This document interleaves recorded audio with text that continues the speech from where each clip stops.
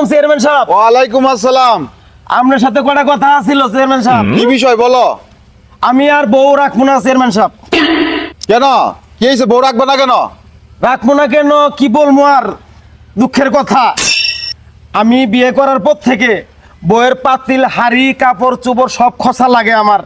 এখন যে একটা নেতা বাচ্চা হয়েছে, এই বাচ্চার গুয়েতে নাও আমার খসা লাগে।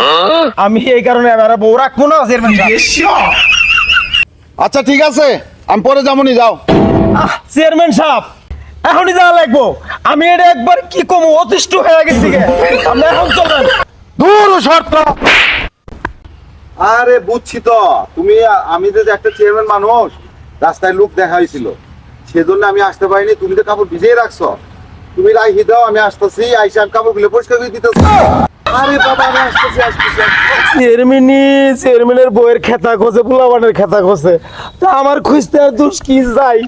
পোলাবানের কাগজ চোর গুলে খুশি গে গুয়ে তেনা গুলে।